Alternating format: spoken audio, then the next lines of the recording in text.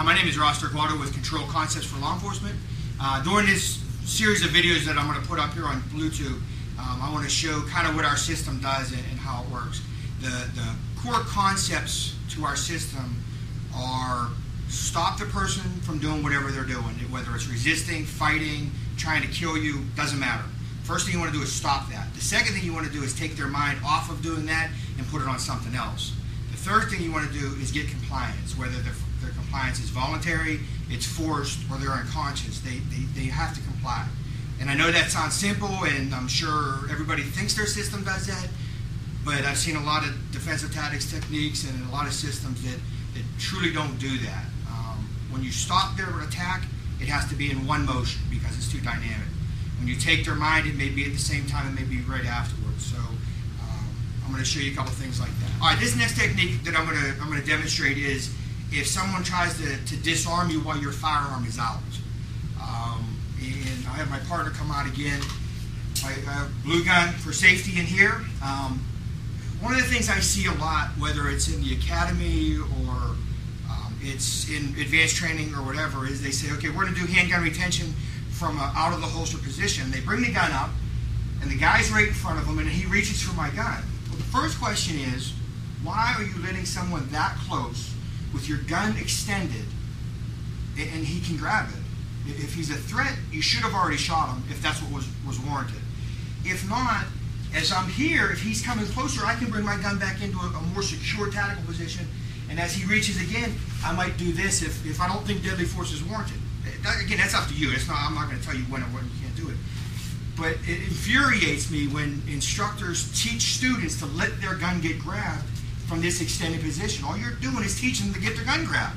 So we got to stop that right there. That's one of the things. Now, more than likely, I'm pointing at somebody else, and he comes in from the side here and he grabs. If he grabs from the side, he's going to do one of two things. He's either going to pull my gun to him, or he's going to push my gun away. Okay? So again, step on back. I'm here. He reaches up. He grabs. He pulls towards him. The barrel's pointed at him. Pull the trigger. He's trying to disarm you. Pull the trigger right there. Okay? Let's say I'm up on target on his partner. He grabs the gun to push away from me. As he pushes, I step back. I get the barrel pointed at him, and again, I pull the trigger. He's trying to disarm me. Deadly force is justified. I'm going to use deadly force. A lot of systems I see out there, they come up and, again, we'll go back from this front because that's how most people show it. He grabs my gun. I let go of my gun with one hand. I wrap my arm around. I push into him, push back, and pull.